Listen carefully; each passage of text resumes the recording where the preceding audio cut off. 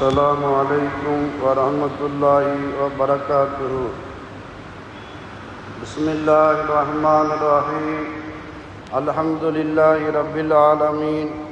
اللهم صل على سيدنا محمد وعلى آل سيدنا ومولانا محمد وبارك وسلم عليه.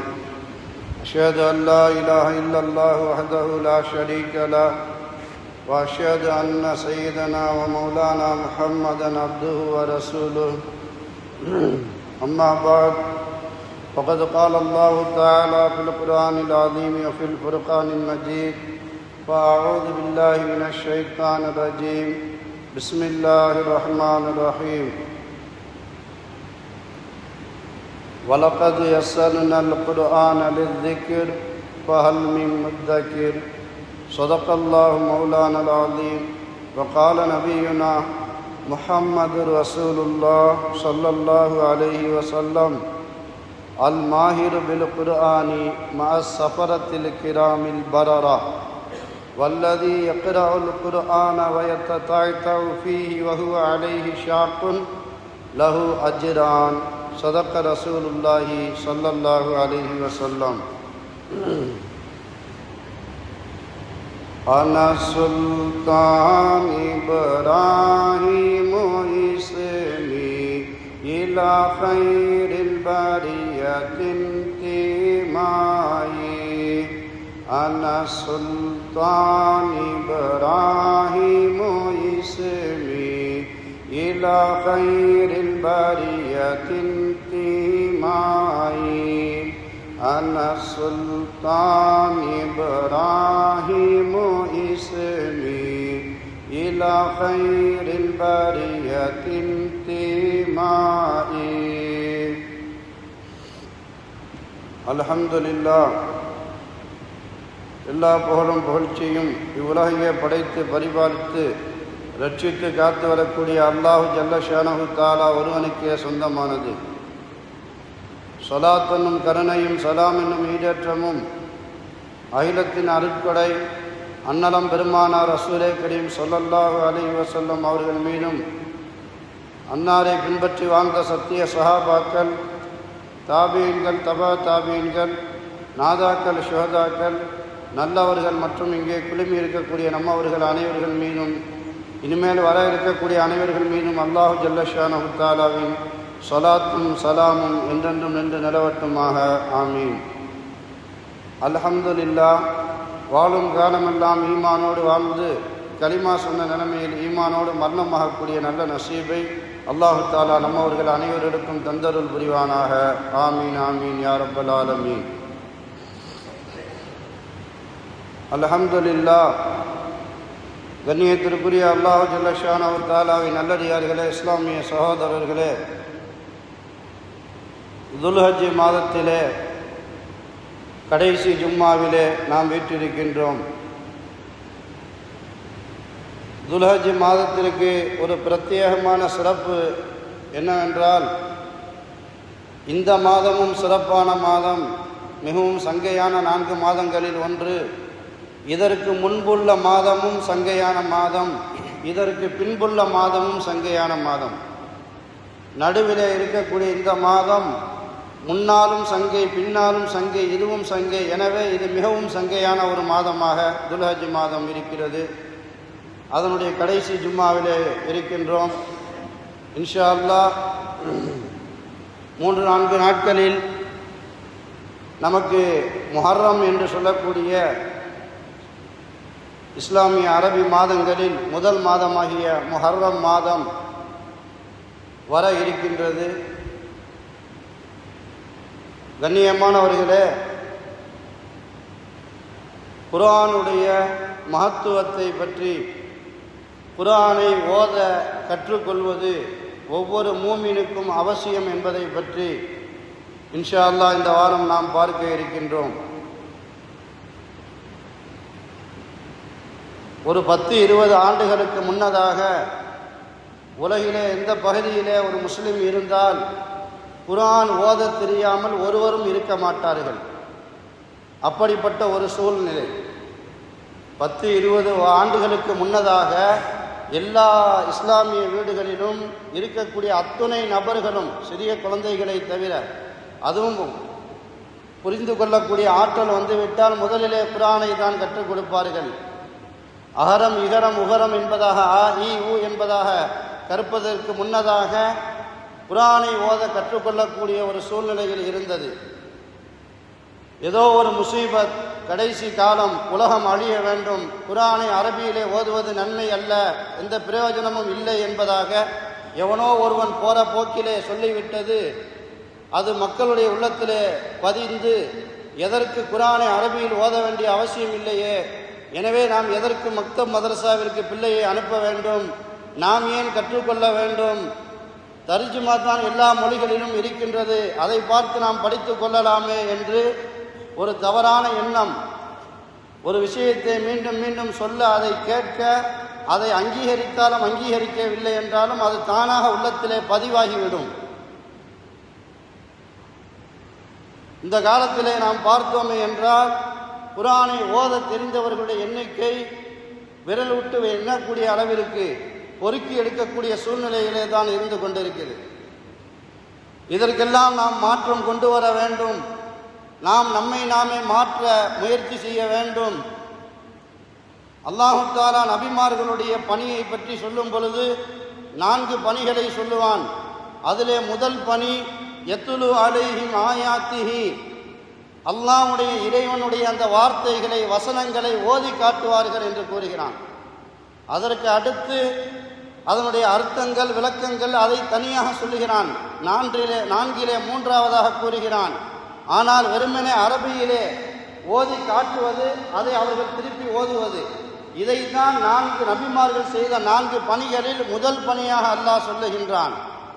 குர்ஆனில் இறக்கப்பட்ட முதல் வசனம், முதல் சூராவினுடைய முதல் வார்த்தை இக்ரா பிஸ்மி ரப்பிக்கல்லதி ஹலக், பிஸ்மில்லா என்று கூறி, உங்களை படைத்த ரப்பினுடைய திருநாமத்தை கூறி குர்ஆனை ஓதுங்கள் என்ற முதல் கட்டளை. தொழுகுங்கள் என்று அல்ல, நோன்பு வையுங்கள் என்பது அல்ல, மாறாக குர்ஆனை ஓதுங்கள் என்பதுதான் முதல் கட்டளையாக இருந்திருக்கிறது. என்றால் குர்ஆனை ஓதுவதற்கு, அதை கற்றுக்கொள்வதற்கு நாம் எவ்வளவு முக்கியத்துவம் கொடுக்க வேண்டும்.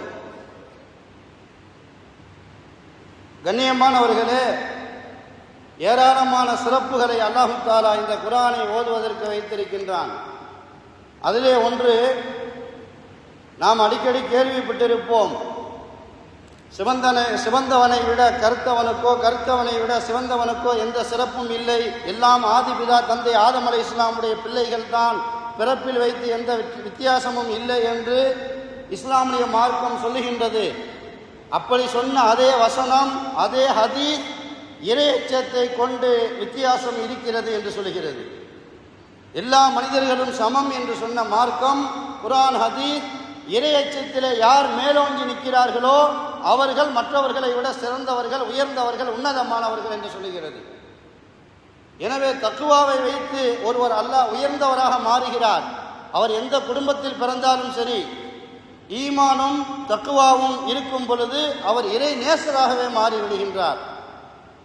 அதில் எப்படி தக்குவாவை வைத்து ஏற்றத்தாழ்வு இருக்கு என்பதாக மார்க்கம் கூறுகிறதோ, அதே போன்று ஹதீஸிலே நாயகம் ஸல்லல்லாஹு அலைஹி வஸல்லம் கூறினார்கள், உங்களில் எல்லோரும் சமம்தான், ஆனால் குர்ஆனை யார் தானும் கற்று பிறருக்கும் கற்றுக் கொடுக்கிறாரோ அவர் மற்றவரை விட சிறந்தவர், உயர்ந்தவர் என்பதாக. எந்த வித்தியாசமும் இல்லை, எல்லாம் சமம் என்று சொன்ன மார்க்கம் இறையச்சத்திலே வித்தியாசம் இருக்கு என்பதாக கூறுகிறது. குர்ஆனை தானும் கற்று பிறருக்கும் கற்றுக் கொடுப்பவர் அவர் மற்றவரை விட உயர்ந்தவர் தான், சிறந்தவர் தான் என்பதாக கூறுகிறது. கண்ணியமானவர்களே, எதற்கு கூறுகிறேன்? குர்ஆனை கற்றுக்கொள்வதற்கு அவ்வளோ பெரிய சிறப்புகளை அல்லாஹ் வைத்திருக்கிறான். கைருக்கும் மன் தஅல்லமல் குர்ஆன வ அல்லமா, உங்களில் சிறந்தவர் யார்? குர்ஆனை கற்றவர் தான் சிறந்தவர், குர்ஆனை கற்றுக் கொடுப்பவர் தான் சிறந்தவர் என்பதாக நாயகம் ஸல்லல்லாஹு அலைஹி வஸல்லம் கூறக்கூடிய ஹதீஸ் புகாரி ஷரீஃபிலே பதிவு செய்யப்பட்டுள்ளது. நாம் அல்லாஹ்விடத்தில் சிறந்தவராக ஆக வேண்டும், அல்லாஹ்விடத்தில் மதிப்புள்ளவராக ஆக வேண்டும், அல்லாஹ்விடத்தில் கண்ணியமாக ஆக வேண்டும் என்று ஆசை இருக்கும். அதிலே முதலாக இறையச்சமும் வேண்டும், குர்ஆனை கற்கவும் வேண்டும். அவர்தான் அல்லாஹ்விடத்தில் சிறந்தவர். குர்ஆனை ஓதுவதற்கு முக்கியத்துவம் கொடுக்க வேண்டும். எத்தனையோ கல்விகளை கற்றுக்கொள்கிறோம். கையெழுத்து கூட போட தெரியாமல் எத்தனையோ முந்தைய காலத்தில் இருந்தார்கள். ஆனால் நிர்பந்தம் வரும் பொழுது தன்னுடைய மகன் வெளிநாட்டிலே இருக்கிறார், பாஸ்போர்ட் எடுக்க வேண்டும் என்றால் அந்த பெயரை மட்டுமாவது கையெழுத்து போடுவதற்கு தமிழிலே கற்றுக்கொள்கிறார்கள். ஒரு மனிதனுக்கு நிர்பந்தம் வந்தால் எதை வேண்டுமென்றாலும் கற்றுக்கொள்ளுவான். அதுபோன்று குர்ஆனை கற்பது கட்டாய கடமை. அதை நிர்பந்தமாக நம்மை நாம் ஏற்படுத்தி கொள்ள வேண்டும். நம்மிலே இத்தனை நபர்கள் இருப்போம், யாருக்கு குர்ஆன் ஓத தெரியும் தெரியாது என்பது நமக்கு தெரியாது. ஆனால் உங்களுக்கு தெரியும். யார் ஓத தெரியாதவர்களாக இருக்கிறீர்களோ உறுதிமொழி எடுங்கள், நியத்து வையுங்கள். நான் இன்றைய தினத்திலிருந்து, ஒரு காலம் இருந்தது ஆலிம்கள் கிடைக்க மாட்டார்கள். கேரளாவில் இருந்தெல்லாம் இங்கே வந்து உலமாக்கள் மார்க்க பணி செய்து கொண்டிருந்தார்கள். ஒரு மாவட்டத்திற்கே ஒரு பெரிய ஆலிம் ஒருவர் தான் இருப்பார். ஆனால் அல்லாஹ்வுடைய கிருபையினால் எல்லா பகுதிகளிலும் பள்ளிகள் இருக்கின்றன. எல்லா பள்ளிகளிலும் இமாம்கள் இருக்கின்றார்கள். அவர்களை பயன்படுத்தி கொள்ளலாமே, கற்றுக்கொள்ளலாமே. கண்ணியமானவர்களே, கற்க வேண்டும் என்று நியத்து வையுங்கள். மௌத்தாவதற்கு முன்னதாக குர்ஆனை கற்றுதான் நான் மௌத்தாக வேண்டும் என்பதாக நியத்து வையுங்கள். வராது என்பதாக நினைக்காதீர்கள். அல்லாஹ் குர்ஆனில் கூறுகிறான், வலக்கது யஸ்ஸர்னல் குர்ஆன், குர்ஆனை திட்டமாக நாம் லேசுப்படுத்தி வைத்திருக்கிறோம் என்பதாக கூறுகிறான். அலிப் ஜூஸ் பிள்ளைகள் ஓதக்கூடியவர்களுக்கு ஒரு யஸ்ஸல் குர்ஆன் வாங்கி கொடுப்பாங்க. அதுக்கு பேர் யஸ்ஸர்னல் குர்ஆன் என்று சொல்லுவாங்க. அந்த பேர் எப்படி வந்தது? குர்ஆனுடைய வார்த்தை, வலக்கது யஸ்ஸர்னல் குர்ஆன், சத்தியமாக திட்டமாக இந்த குர்ஆனை நாம் லேசுப்படுத்தி விட்டோம். மிகவும் லேசானது, தமிழை விட ஈஸியானது அரபி பாஷை. தமிழிலே கூட ஒத்த கொம்பு இரட்டை கொம்பு என்பதாக வரும், துணைக்கால் இட்டது துணைக்கால் இடாதது என்பதாக வரும். அரபியிலே மூன்று தான், ப பி பு. ஒரே நாளில், ஒரே வாரத்தில், ஒரே 2-3 நாட்களில் கற்றுக்கொள்ளலாம். அலிஃப் பா தா மட்டும் தெரிந்துவிட்டால் அடுத்து ஓரிரு நாட்களில் மேலே போட்டால் பா எழுதி, மேலே போட்டால் பா, கீழே போட்டால் பி, சுழிச்சி விட்டால் பூ, இப்படி சுக்குன்னு வைத்தால் இப்பு. இந்த 3-4 தவிர வேற எந்த கஷ்டமும் இல்லை. தமிழிலே இருப்பதை போன்று ஒற்றை கொம்பு இரட்டை கொம்பு, துணைக்கால் இட்டது துணைக்கால் இடாதது எதுவே இல்லை. இதைத்தான் அல்லாஹ் கூறுகிறான், வலக்கது யஸ்ஸர்னல் குர்ஆன், சத்தியமாக திட்டமாக குர்ஆனை நாம் லேசுப்படுத்தி வைத்திருக்கிறோம் என்பதாக. இதையேதான் அந்த யஸ்ஸர்னல் குர்ஆனுக்கு பேராகவே வைத்திருக்கின்றார்கள். கண்ணியமானவர்களே, அறியாதவர்கள், ஓத தெரியாதவர்கள் நியத்து வையுங்கள், கற்றுக்கொள்ள வேண்டும் என்பதாக. நியத்து வைத்தால் மட்டும் போதாது, உடனடியாக ஏதாவது ஒரு ஆலிமிடத்திலே, எத்தனையோ ஆலிம்கள் இருக்கிறார்கள். நம்முடைய பள்ளியிலே இருக்கக்கூடிய முஅத்தின்கள் உட்பட யாரிடம் கேட்டாலும் ஓதி கொடுப்பார்கள். நீங்கள் ஓத கற்றுக்கொள்ளுங்கள், வெட்கப்படாதீர்கள், நேரத்தை ஒதுக்க வேண்டும் அல்லாஹ்வுக்காக. இந்த கண்ணை கொடுத்த ரப்பு, கண்ணை வைத்து எல்லாவற்றையும் பார்க்கிறோம். இந்த உலகிலே அல்லாஹ்வுடைய சிஃபத்திலே ஒன்று இருக்கு என்றால், கண்ணுக்கு நேராக இருக்கு என்றால் அது குர்ஆன் தான். குர்ஆன் அல்லாஹ்வுடைய வார்த்தை. அதை பார்ப்பதற்கு இந்த கண்ணை வைத்து நாம் பயன்படுத்தவில்லை என்றால், அதை பார்த்து ஓதுவதற்கு கற்றுக்கொள்ளவில்லை என்றால், இந்த கண்ணை கொடுத்த ரப்புக்கு நாம் எப்படி நன்றி செலுத்தியவர்களாக ஆக முடியும்? எனவே அனைவரும் ஓத கற்றுக்கொள்ள வேண்டும். உங்களில் சிறந்தவர் யார் என்றால், குர்ஆனை தானும் கற்று பிறருக்கும் கற்றுக் கொடுப்பவர் தான் என்பதாக நபிகள் நாயகம் ஸல்லல்லாஹு அலைஹி வஸல்லம் கூறுகின்றார்கள். இப்பொழுது குர்ஆன் ஓதக்கூடியவர்களை எடுத்துக்கொள்வோம். இங்கு இருக்கக்கூடிய நபர்களில் குர்ஆனை ஓதக்கூடியவர்களை எடுத்துக்கொண்டால் அதிலே 2 விதமாக இருப்பார்கள். ஒன்று, ஒரு சாரார் சரளமாக ஓதுவார்கள், மற்றொரு சாரார் திக்கி திக்கி ஓதுவார்கள், மெதுவாக ஓதுவார்கள். இந்த மெதுவாக ஓதக்கூடியவர்களுக்கு கவலை வந்துவிடும். நான் 5 நிமிடத்தில் ஒரு பேஜை ஓதுகிறேன், அவரோ 5 நிமிடத்தில் 2 பேஜை ஓதுகிறார். நான் ரொம்ப நன்மை கம்மியாகிவிடுமே, அவர் அதிக நன்மை சம்பாதிக்கிறாரே என்பதாக ஒரு சந்தேகம் ஏற்படும். இதற்குத்தான் நபிகள் நாயகம் ஸல்லல்லாஹு அலைஹி வஸல்லம் பதில் கூறுகிறார்கள், வல்லதி யக்ரவுல் குர்ஆன, யார் குர்ஆனை ஓதுகிறாரோ, வயத்ததஅல் பிஹி, அதிலே திக்கி திக்கி திக்கி ஓதுகிறாரோ, லஹு அஜிரானி, அவருக்கு 2 மடங்கு நன்மையை அல்லாஹ் தருகிறான்.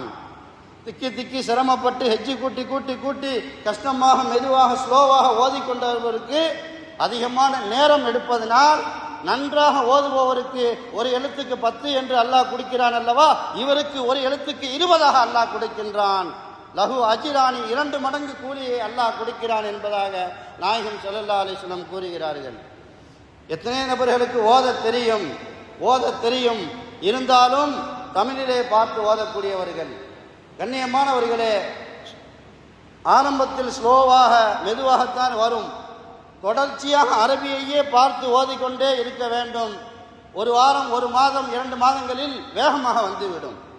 வேகமாக வரவில்லை என்பதாக ஓதுவதை நிறுத்திவிட்டு தமிழிலே மாறிவிடக்கூடாது. கண்ணியமானவர்களே, நாயகம் ஸல்லல்லாஹு அலைஹி வஸல்லம் கூறினார்கள், அல் மாஹிரு பில் குர்ஆன், குர்ஆனிலே யார் ரொம்ப தேர்ச்சி பெற்றவராக இருக்கிறாரோ, மா சஃபரத்தில் கிராமில் பரரா, எந்த பாவமும் செய்யாத, பாவம் அறியாத, பாவம் நினைக்காத சங்கையான மலக்குமார்களோடு இவர் இருப்பார். குர்ஆனை திக்கி திக்கி ஓதுபவருக்கு அவருடைய அந்த சிரமத்துக்கு தக்கவாறு அல்லாஹ் 2 மடங்கு கூலியை தருகிறான் என்பதாக நபிகள் நாயகம் சொல்லக்கூடிய ஹதீஸ் புகாரி முஸ்லிம் ஷரீஃபிலே பதிவு செய்யப்பட்டுள்ளது. தமிழிலே ஓதினால் வேகமாக ஓதி விடுகிறோமே, நாம் எதற்கு அரபியிலே ஓத வேண்டும் என்று ஓத தெரிந்த பலர்கள் ஒவ்வொருவருக்கும் தெரியும், ஓதுவது அல்ல. கற்றும் கண்ணியமானவர்களே, ஆரம்பத்தில் வாகனம் ஓட்ட கற்றுக்கொள்கிறார், சைக்கிள் ஓட்டுகிறார், பைக் ஸ்லோவாக தான் போவார், போக போகத்தான் வரும். எனக்கு எடுத்த உடனே வேகம் வரவில்லை என்பதாக முழுவதுமாக விட்டுவிட்டால் அறிந்த அந்த ஓரிரு விஷயமும் மறந்து போய்விடும். குர்ஆனை மறந்த நிலைமையில் நமக்கு மரணம் வந்துவிடக்கூடாது. குர்ஆனை அனுதினமும் ஓத வேண்டும். முந்தைய காலத்திற்கும் இந்த காலத்திற்கும் 20-30 ஆண்டுகளுக்கு முன்னாலும் இந்த காலத்திற்கும் உண்டான வித்தியாசம் என்ன தெரியுமா? எல்லா வீட்டிலேயும் எல்லா நபர்களும் அனுதினமும் ஏதாவது ஒரு சூறாவையாவது ஒரு பேஜையாவது ஓதி விடுவார்கள். இன்று வருடம் முழுவதும் குர்ஆனை ஒரு தடவை கூட திறப்பது கிடையாது. அப்படிப்பட்ட சூழ்நிலையில் காலம் மாறிக்கொண்டிருக்கிறது. நபிகள் நாயகம் ஸல்லல்லாஹு அலைஹி வஸல்லம் சொல்வார்கள், காலங்களில் சிறந்த காலம் என்னுடைய காலம், அதற்கு அடுத்த ரீதியிலே சிறந்த காலம் அடுத்து தாபியீன்கள், அதற்கு அடுத்து தாபியீன்கள் என்ற காலம் என்று சொல்லுவார்கள். மற்றொரு ஹதீஸிலே சொல்லுவார்கள், ஒவ்வொரு காலம் செல்ல செல்ல முன்னால் உள்ள காலத்தை விட பின்னால் செல்ல செல்ல இன்னும் பலகீனமாகத்தான் ஏற்படும் என்று சொன்னார்கள். எவ்வளவோ விஞ்ஞான வளர்ச்சிகள் ஏற்பட்டிருக்கலாம், எத்தனையோ விதமான குர்ஆனை விதவிதமாக கலர் கலராக தெளிவான ரீதியிலே படமாக சூரத்தாக வந்திருக்கலாம். என்றாலும் எல்லாம் இருந்தும் முந்தைய காலத்தில் இருந்த அந்த குர்ஆனுடைய ஞானம் இந்த காலத்தில் இல்லை. முன்னால் உள்ள ஒவ்வொரு வீடுகளிலேயும் எத்தனையோ பொது மக்கள் பலவிதமான தமிழ் புஸ்தகங்களை படித்து படித்து ஃபிக்ஹுடைய சட்டங்கள், தர்ஜுமாக்கள், தப்சீர்கள் படித்து பல விஷயத்தை தெரிந்து வைத்திருப்பார்கள். ஒரு ஆலிமுக்கு நிகராக சொல்லக்கூடிய அளவிற்கு பல மசாயில்களை அறிந்திருப்பார்கள். பல சம்பவங்கள், உள்ளத்தை உருக்கக்கூடிய ஆன்மீக சம்பவங்கள் எல்லாம் அறிந்திருப்பார்கள். இப்பொழுது யாரும் புஸ்தகத்தை படிப்பது கிடையாது. அரபி கிதாப் குர்ஆனையும் படிப்பது அல்ல, தமிழ் புஸ்தகங்கள் மார்க்க சம்பந்தமான புஸ்தகங்களையும் படிப்பது இல்லை. கண்ணியமானவர்களே, இதுதான் இஸ்லாத்துடைய வீழ்ச்சிக்கு காரணம். பிள்ளைகளுக்கு தமிழ் புஸ்தகங்களை, மார்க்க புஸ்தகங்களை, தப்சீர்களை வாங்கி வைத்து அனைவரும் சேர்ந்து அமர்ந்து சாப்பிடுவதை போன்று ஆளுக்கு ஒரு பேஜ் என்பதாக படித்து இதில் என்ன சொல்கிறார்கள் விளக்கத்தை சொல் என்பதாக கேட்டு அவர்களுக்கு புத்தி கூர்மையை வளர்க்க வேண்டும். மார்க்க விஷயங்களை அவர்கள் படித்து தெரிந்து கொள்ளக்கூடிய அளவிற்கு நாம் வளர்த்து விட வேண்டும். கண்ணியமானவர்களே,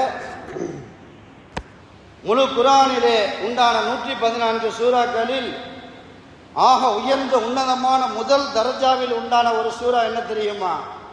எது முதல் சூறாவாக இருக்கிறதோ அதுதான் அனைத்தையும் விட உயர்ந்தது. எனவேதான் பர்லான தொழுகை, ஒரு நாளைக்கு 5 வேளை தொழுகையிலே 17 ரக்காத்துகள் இருக்கின்றன. இந்த 17 ரக்காத்திலேயும் ஒவ்வொரு ரக்காத்திலேயும் அல்ஹம்து சூரா ஓதாமல், குர்ஆனுடைய முதல் சூறாவாகிய சூரத்துல் ஃபாத்திஹா ஓதாமல் இல்லை.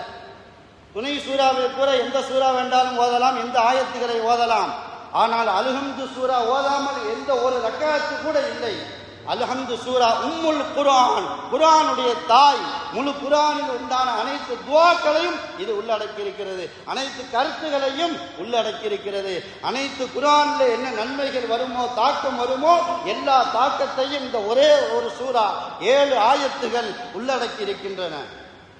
சூரத்துல் ஃபாத்திஹா. எத்தனை நபர்கள் நாம் சொல்லுவோம், எனக்கு தான் சூரத்துல் ஃபாத்திஹா ஓத தெரியுமே. கண்ணியமானவர்களே, தெளிவான ரீதியிலே ஓதுவதற்கு கற்றுக்கொள்ள வேண்டும்.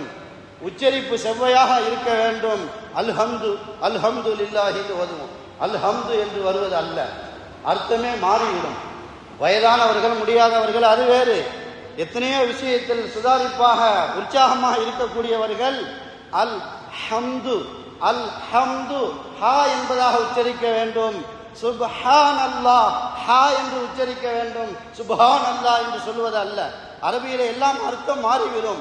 எனவே ஓத தெரிந்தவர்கள், ஒவ்வொரு ஹஸரத்தும் பிலால், எத்தனையோ நபர்கள் இருக்கின்றோம். சாதிக் பாய் போன்று எத்தனையோ பொதுமக்களையும் நம்முடைய பலர்கள் இருக்கின்றார்கள். எனக்கு அல்ஹம்து சூராவை நான் ஓதுகிறேன், சரியா என்று பாருங்கள். எனக்கு அல்ஹம்து சூரா நான் ஓதுகிறேன், திருத்தி தாருங்கள். கேட்கலாமே. கண்ணியமானவர்களே, உலமாக்களை இல்மு ரீதியாக பயன்படுத்துங்கள். சந்தேகத்தை கேளுங்கள், வெட்கப்படாதீர்கள். யாரும் எந்த கூலியும் கேட்க மாட்டார்கள். உங்களுக்கு சொல்லிக் கொடுப்பதற்காகத்தான் அல்லாஹ் எங்களை படைத்திருக்கிறான். அதுதான் 7 வருடம் பொதுமக்கள் கொடுத்த அன்பளிப்பின் மூலமாக அந்த உணவை சாப்பிட்டு வளர்ந்திருக்கக்கூடிய உலமாக்கள். அவர்கள் உங்களுக்கு பணி செய்வதற்காகத்தான், கல்வியை கற்றுக் கொடுப்பதற்காகத்தான் தயாராக இருக்கின்றார்கள். கண்ணியமானவர்களே, முதல் அல்ஹம்து சூராவை தெளிவாக, அழுத்தம் திருத்தமாக, உச்சரிப்போடு ஓதுவதற்கு கற்றுக்கொள்ள வேண்டும். நபிகள் நாயகம் ஸல்லல்லாஹு அலைஹி அபூ சயீதில் இப்னுல் முஅல்லா ரலியல்லாஹு தஆலா அன்ஹு அவர்களை தொற்றும் அறிவிக்கப்பட்டுள்ளது. நான் பள்ளியிலே தொழுது கொண்டிருந்தேன். தொழுகை தக்பீர் கட்டிவிட்டேன். நபி ஸல்லல்லாஹு அலைஹி வஸல்லம் அழைத்தார்கள். நான் பதிலளிக்கவில்லை. தக்பீர் கட்டி தொழுது கொண்டிருக்கிறோமே என்பதாக. தொழுகை முடித்த பிறகு சலாம் கொடுத்துவிட்டு, நபியை நான் தொழுது கொண்டிருந்தேன், எனவே பதிலளிக்கவில்லை என்று சொன்னார்கள். அப்பொழுது நாயகம் ஒரு வசனத்தை ஓதி காட்டினார்கள். இஸ்தஜீபு லில்லாஹி வர் ரசூல், அல்லாஹ்வும் அல்லாஹ்வுடைய ரசூலும் அழைத்தால் உடனடியாக பதிலளிங்கள் என்று அல்லாஹ் கூறியிருக்கிறானே. தொழுதாலும் அல்லாஹ்வும் அல்லாஹ்வுடைய ரசூலும் அழைத்தால் அப்படியே விட்டு வருவதுதான் அந்த குர்ஆனுடைய சட்டத்தை நிறைவேற்றுவது, அல்லாஹ்வுடைய அந்த வார்த்தையை பின்பற்றுவது என்று சொல்லிவிட்டு, இந்த பள்ளியிலிருந்து வெளியே செல்வதற்கு முன்பு நான் உங்களுக்கு ஒரு சூறாவை கற்றுக் கொடுக்கிறேன். அதுதான் குர்ஆனில் உண்டான அனைத்து 114 சூறாக்களில் மற்ற 113ஐ விட சிறந்த சூறா. நீங்கள் அதை கற்றுத்தருகிறேன், கேட்டுக்கொள்ளுங்கள் என்று சொல்லிவிட்டு வேற விஷயத்திலே நபி ஸல்லல்லாஹு அலைஹி வஸல்லம் அவர்களுடைய கரத்தை பிடித்து சென்று கொண்டிருக்கிறார்கள். உடனே சொல்லிக் கொடுக்கவில்லை. இவர்களுக்கு கற்றுத்தரேன் என்று சொல்லிவிட்டு அவர்கள் ஆர்வத்தோடு நபியை கற்றுத்தாருங்கள் என்று 2வது முறை கேட்கிறார்களா என்று பார்க்கிறார்கள். கேட்ட பிறகு சொன்னால் பதியும். நாம குறித்து பயானிலே இப்படி ஓத வேண்டும் என்று சொன்னால் யாருக்கும் எதுவும் பரியாது. ஒரு கேள்வி கேட்கிறார், அவருக்கு பதில் சொல்லும் பொழுது தன் உள்ளத்திலே பதியும். பிறகு பள்ளியை விட்டு கையை பிடித்து கொண்டே வெளியே செல்கிறார்கள். நாயகம் ஸல்லல்லாஹு அலைஹி வஸல்லம் இந்த அபூ சயீத் இப்னுல் முஅல்லா ரலியல்லாஹு என்ற சஹாபியை அழைத்து கொண்டு பள்ளிக்கு வெளியே ஏறக்கூடிய சூழ்நிலையில் கேட்டார்கள், நபியே, அல்லாஹ்வுடைய தூதரே, ஒரு சூரா, அனைத்து சூறாக்களை விட சிறந்த சூரா, மகத்தான உன்னதமான உயர்ந்த சூறாவை கற்றுத்தருகிறேன் என்று சொன்னீர்களே, அதை கற்றுத்தாருங்கள் என்று கேட்டார்கள். உடனே நாயகம் ஸல்லல்லாஹு அலைஹி வஸல்லம் சொன்னார்கள், அலம் قال الحمد لله رب العالمين هي السبع المثاني والقرآن العليم. அது வேற எந்த சூறாவும் இல்லை. அல்ஹம்துலில்லாஹி ரப்பில் ஆலமீன் என்ற சூரத்துல் ஃபாத்திஹா தான். புகழக்கூடிய 7 வசனங்கள், அல்லாஹ்வை அற்புதமாக புகழக்கூடிய 7 வசனங்கள். அதற்கு பேரே அஸ்ஸபுல் மத்தானி. சபு என்றால் 7, மத்தானி புகழக்கூடியது. வல் குர்ஆனுல் அலீம், மகத்தான குர்ஆனாக இருக்கிறது. எனவே இந்த அல்ஹம்து சூராவை பற்றி பிடித்துக் கொள்ளுங்கள். எந்த ஹாஜத் நிறைவேற வேண்டுமா, அல்ஹம்து சூராவை ஓதிவிட்டு, யா அல்லாஹ், இந்த சூரா சிறப்பான சூரா, இதன் பொருட்டால் ஏற்றுக்கொள்.